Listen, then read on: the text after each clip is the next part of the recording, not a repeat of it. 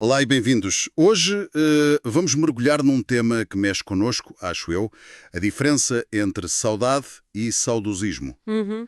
Temos aqui um texto interessante do Edson Zogby que tenta ir um bocadinho além do dicionário.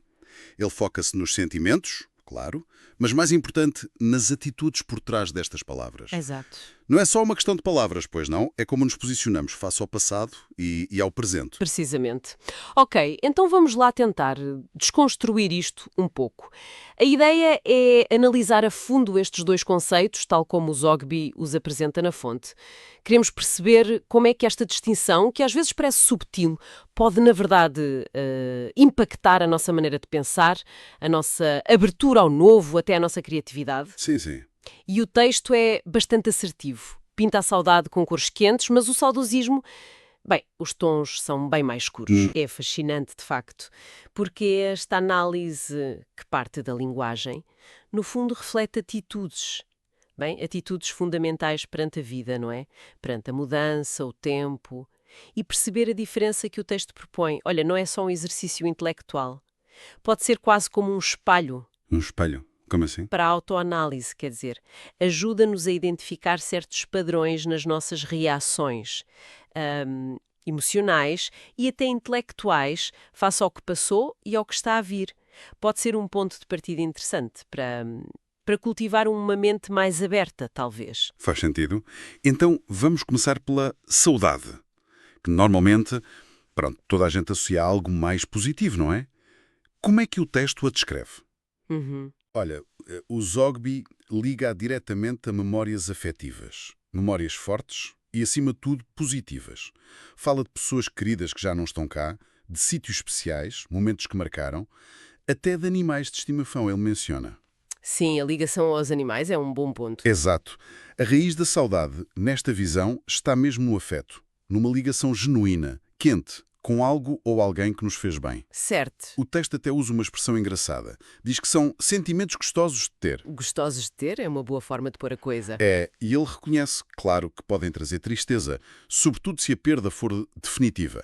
Mas a essência, argumenta o Zogby, continua a ser positiva. Ele diz mesmo que há uma emoção saudável.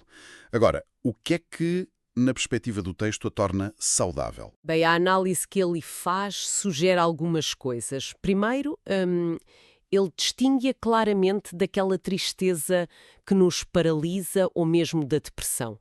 A saudade, mesmo com aquela melancolia que às vezes traz, não nos atira para um buraco, para um estado negativo que nos impede de funcionar. Pelo contrário, até pode reforçar ligações. Relembra-nos de onde veio a alegria, o amor, o significado na nossa vida. É uma forma de manter vivo o valor daquilo que vivemos. Certo, mantém a ligação. Exato. E depois há a questão da energia implícita. Ele diz que a energia da saudade é boa e faz aquela comparação que eu acho muito interessante com as crianças, que a saudade pode fazer-nos rir e chorar quase ao mesmo tempo. Sim, essa parte é curiosa. Pois é, e essa complexidade emocional, essa mistura agridoce, é vista como riqueza interior, não como um problema. Está ligada ao gostar, a um apreço pelo passado que, fundamentalmente, não nos fecha ao presente. É como dizias, uma ponte, não é? Não um muro. Uma ponte. Gostei dessa imagem. Mantém a ligação, mas não nos prende lá. Agora, o texto faz um contraste muito forte. Quando fala do saudosismo, aqui a coisa muda de figura, não é? A análise fica bastante crítica. Como é que ele define esta outra atitude? Sim, aqui o tom muda completamente. Ele diz que o saudosismo é quase o oposto da saudade. Não o vê como uma memória de afeto, mas como, e cito, pura reação ao novo. Isto é forte. É fortíssimo. Sugere que não se trata tanto de gostar do passado, mas sim de rejeitar ativamente o presente. Ou o futuro, uma postura de defesa, basicamente. E ele explora essa ideia da defesa, descreve a atitude saudosista como um agarrar-se ao antigo para se ancorar. Uma espécie de entrincheiramento. E isto acontece, sugere o texto, quando não há vontade, não há disposição para conhecer, para aprender, para aceitar o que é diferente, o que desafia o que já conhecemos. O passado, neste caso, vira uma espécie de escudo, uma zona de conforto fortificada contra a mudança. E o Zogby não poupa nos adjetivos, pois não? usa palavras como reacionária, pobre como iniciativa, acomodada, Sim, sim. e chega a dizer que é mesmo tacanha. São palavras duras. São muito duras. Indicam não só uma preferência, mas um julgamento de valor mesmo negativo sobre esta mentalidade. Sugerem rigidez, não é? Falta de curiosidade, uma visão um bocado estreita. Certo. E quais seriam as causas disto, segundo o texto? De onde vem este saudosismo? Olha, ela aponta algumas pistas, fala de insegurança como um fator possível, pessoas que se sentem menos seguras talvez se agarrem mais ao que conhecem, Faz sentido. mas ele sublinha que isto não é uma regra, atenção. A causa principal que ele parece identificar tem mais a ver com a resistência a sair da zona de conforto. Ele fala mesmo numa espécie de preguiça mental. Preguiça mental. Isso é direto. É muito direto. A ideia por trás parece ser que, bem, que conhecer o novo, avaliar o novo, exige esforço.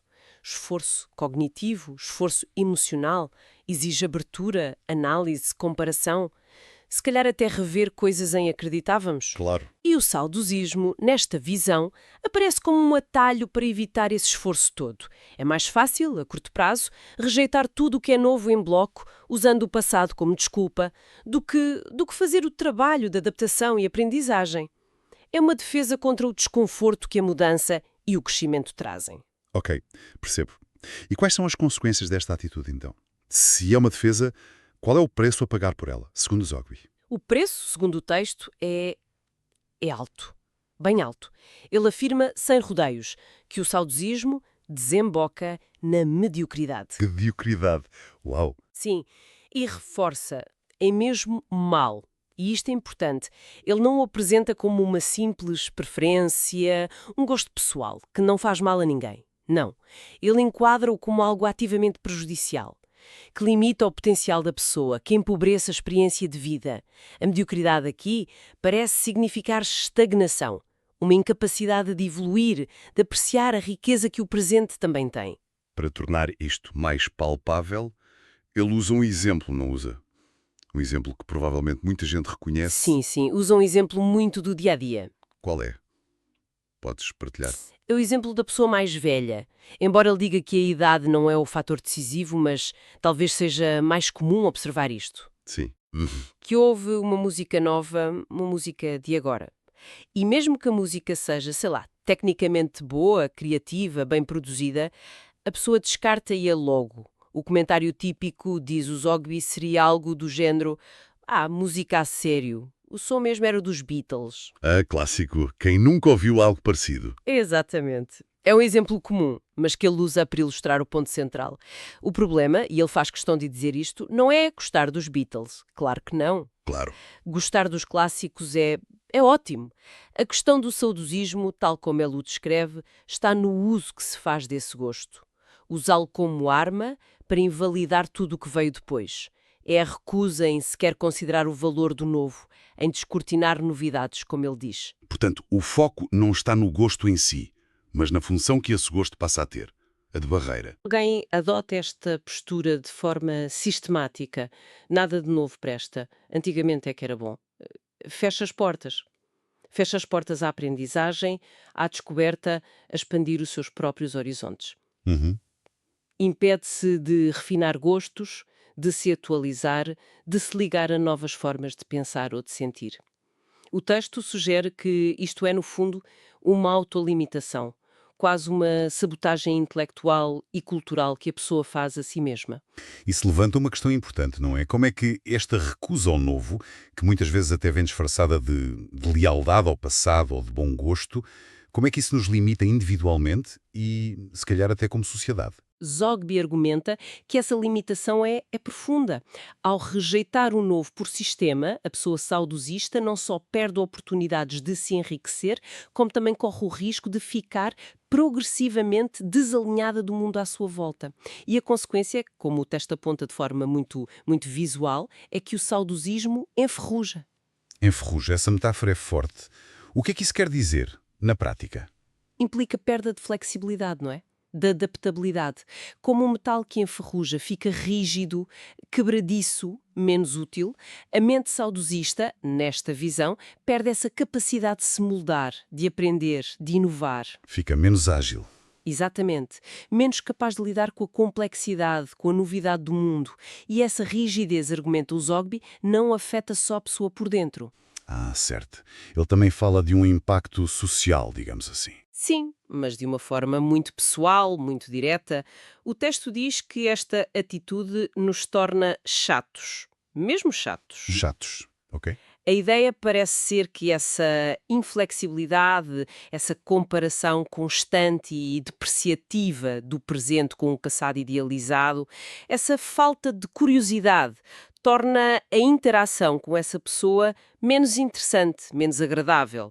Alguém que só fala do passado e critica o presente pode tornar-se, repetitivo, desinteressante para os outros. Percebo. Portanto, as conclusões do Zogby sobre o impacto do saudosismo são, são bastante duras.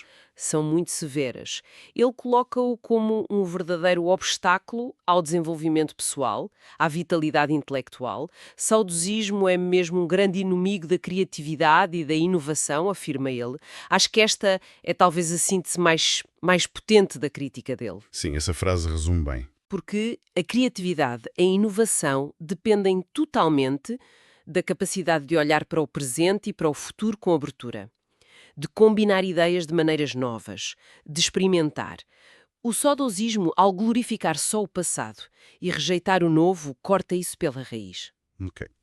Então, o que é que isto tudo significa, em termos práticos? Se o saudosismo é pintado de forma tão negativa, o Zogby dá alguma pista sobre como lidar com isto? Como evitar cair nisto? A chave, pela mensagem final do texto, parece estar na autoconsciência. Há uma frase que é quase um alerta. Ele diz: se o perceber que está indo por este caminho, é bom acordar.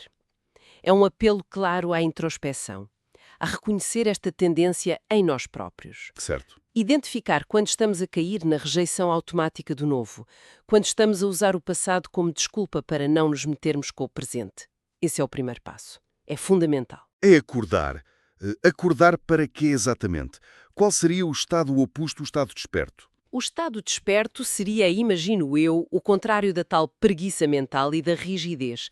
Seria cultivar ativamente a curiosidade, a abertura à aprendizagem constante, a disposição para avaliar o novo pelo que ele é, em vez de o comparar sempre, e desfavoravelmente, com um passado que muitas vezes até idealizamos.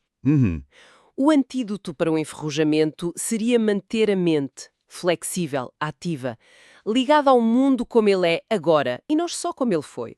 É um convite para evitar a estagnação, no fundo, e abraçar a dinâmica da vida. Ok. Então, fazendo aqui uma recapitulação rápida para fixar a ideia central que o texto do Edson Zogby nos traz. De um lado, a saudade, apresentada como um sentimento saudável, uma ligação afetiva, positiva com o passado, que nos liga a boas memórias, a pessoas, mas sem nos impedir de viver o presente. Uma ponte. Celebrar o passado é rejeitar o novo, muitas vezes por insegurança, por comodismo ou pela tal preguiça mental. Funciona como uma âncora. Que impede o crescimento. Impede o crescimento, a criatividade, a inovação, leva à mediocridade e ao enferrujamento mental. Um muro, como disseste antes, um muro defensivo. A distinção é muito clara e os argumentos do Zogby são fortes. Quase um manifesto contra essa mentalidade saudosista. Sem dúvida. E pegando nesta análise que se foca muito no indivíduo, não é? Talvez possamos esticar um bocadinho a reflexão, inspirados pelo texto, mas pensando um pouco para além dele. Sim. Zogby descreve o saudosismo como algo que limita a pessoa, que a enferruja, que a torna chata.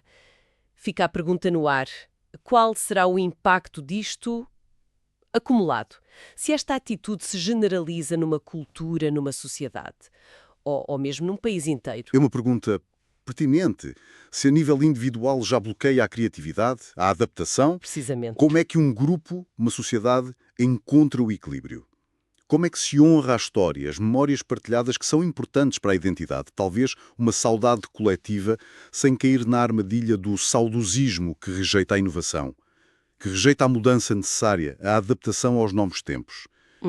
Como celebrar as raízes sem deixar que elas nos prendam ao chão, impedindo-nos de crescer em direção ao futuro? É uma tensão, não é? Complexa. Entre preservar e progredir, entre memória e visão. Uma tensão que, de facto, vale a pena continuar a pensar.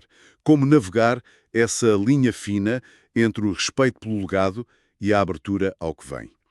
Com essa reflexão, fechamos então a nossa análise de hoje sobre as diferenças, as nuances entre saudade e saudosismo, vistas pela lente do texto de Edson Zogby.